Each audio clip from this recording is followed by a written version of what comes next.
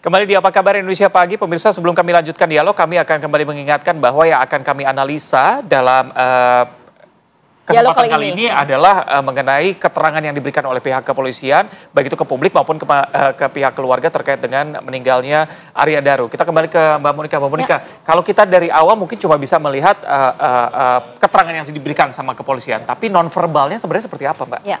Jadi saya akan menganalisa dari sisi statement analisisnya, gitu ya. Nah, satu kalimat, penyebab kematiannya disebabkan gangguan pertukaran oksigen pada saluran napas atas, gitu ya. Nah, ini merupakan kalimat yang pasif dan teknis, begitu ya. Jadi apa sih indikasinya terhadap hal ini, begitu ya? Dibedakan dengan misalnya, ia meninggal karena tersumbat saluran pernapasan akibat, nah ini beda, ini aktif ya. Kalau tadi pasif dan teknis, ini adalah dalam konteks forensik linguistik ya. Ini artinya adalah upaya menghindari atribusi langsung pada penyebab spesifik. Karena kan memang masih terbuka ya untuk penyidikan lebih lanjut gitu ya. Terus potensi untuk menghindari kejelasan, karena memang belum jelas, begitu ya. Terus juga fokus diarahkan pada proses fisiologis, bukan penyebab mengapa gangguan itu terjadi. Begitu ya. Nah, terus kemudian kita lihat lagi tadi kalimat tadi ya, frasanya medis tapi umum. Ya. Seperti apa Mbak contohnya? Jadi ya ini tadi yang dikatakan gangguan pertukaran oksigen pada saluran nafas atas. Kesannya memang medis tetapi umum gitu ya. Nah, ini menimbulkan kesan kenapa masyarakat jadi ramai karena ini kesannya teknis tapi kosong, gitu ya. Kita jarang untuk mengatakan gangguan pertukaran oksigen. Kita hanya mengatakan bernapas begitu aja kan ya. Nah, jadi nafas atau kesulitan bernafas gitu ya. Betul. Jadi kalimat gangguan pertukaran oksigen pada saluran napas atas ini sangat teknis memang. Ada lagi dalam kata-kata yang disoroti dari pernyataan pihak kepolisian? Ada ya. Jadi ini disebut dengan overcomplication of distract gitu ya. Terus kemudian ada lagi ketika mengatakan mengenai meninggal bukan karena apa tuh? Ada tindak pidana. Gitu ya. Jadi ini masih tidak ditemukan unsur tindak pidana begitu. Tidak ditemukan unsur tindak pidana dan sebagainya. Nah, jadi kalimat-kalimat seperti inilah yang akhirnya secara kolektif masyarakat merasakan masih ngambang di sini, gitu ya. Karena dalam statement analysis pun juga ini menjadi sepertinya defensif rather than investigatif, gitu. Mbak Monika, berarti kalau menurut analisa Anda ini kata-katanya sudah diatur sedemikian rupa atau memang spontan saja dikatakan begitu? Ya, nah kalau kita lihat ini spontan atau diatur, kita lihat banyak jeda, ya. Terus kemudian ada menghela gitu ya, walaupun menghelanya tidak obviously kelihatan gitu ya, tetapi menghela nafas itu seperti shoulder shrug yang kita menyatakan sesuatu yang dengan kondisi emosional yang berbeda begitu ya. Jadi ada tekanan emosional seperti itu. Dan ya patut mungkin emosi kita juga akan merasakan hal itu ketika bicara mengenai hal itu begitu ya. Jadi kalau kita lihat mengenai spontan atau tidak spontan, jelas ini tidak spontan karena narasinya sudah dipersiapkan. Sebelum saya ke Pak Arianto, tapi kalau melihat saat pihak kepolisian menyampaikan bagaimana korban ditemukan ada mengkonsumsi paracetamol dan lain sebagainya, kemudian luka-luka yang ada di tubuh korban, itu apa yang bisa dibaca sebenarnya? Karena kan ada luka-luka yang dinyatakan ini luka saat naik ke rooftop. Tapi banyak pertanyaan publik, ini kayaknya bukan luka saat naik ke rooftop, karena luka-luka lebam yang ada di situ. Ini ranahnya kedokteran forensik saja.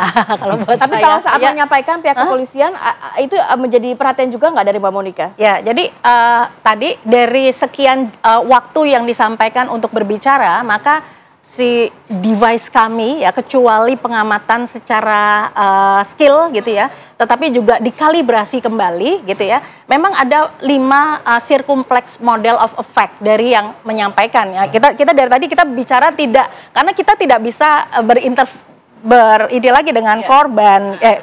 Bukan korban, dengan kalau korban kan berarti ada tindak pidana ya, dengan almarhum begitu ya.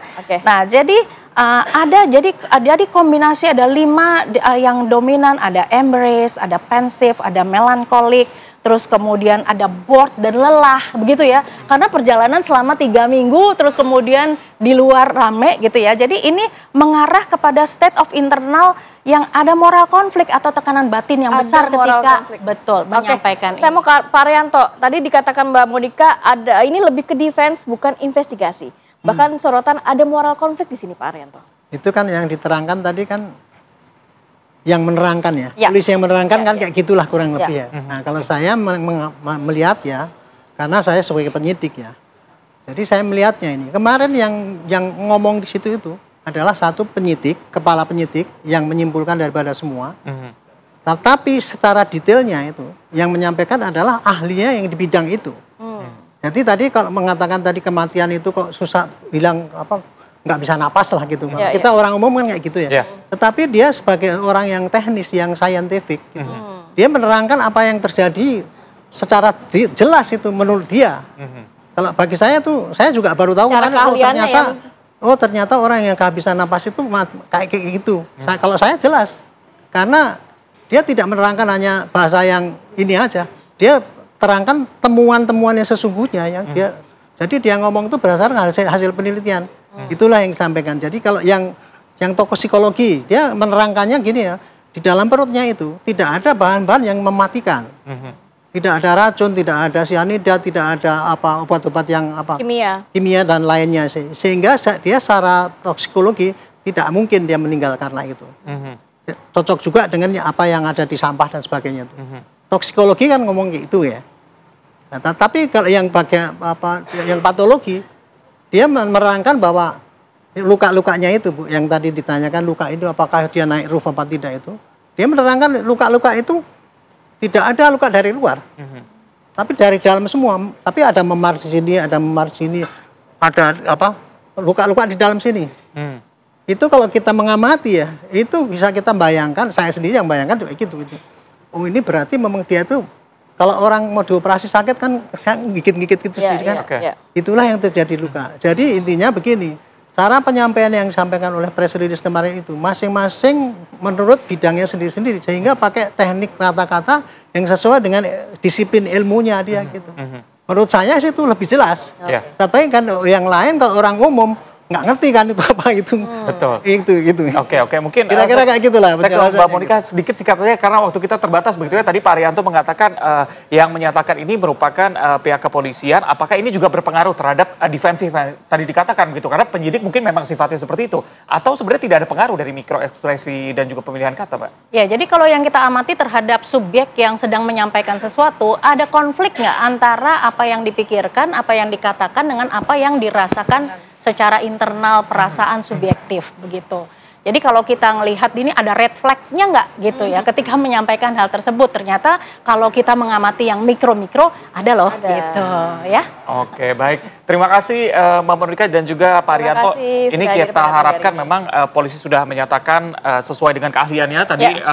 Pak Arianto bilang dan diharapkan kalau misalnya ada pihak keluarga yang merasa tidak puas itu hal biasa, tapi ini kasusnya masih terbuka. Jika ditemukan adanya bukti baru nantinya pasti akan ada babak berikutnya ya. Oke, kita harus ajak pemirsa untuk jeda dulu sejenak. Nanti kita hadirkan informasi dan juga perbincangan terkait Pusat Pelaporan dan Analisis Transaksi Keuangan atau PPATK akan memblokir sementara transaksi pada rekening dorman, yaitu rekening yang tidak aktif minimal selama 3 bulan. Informasi selengkapnya kita hadirkan saat lagi, tetap bersama kami.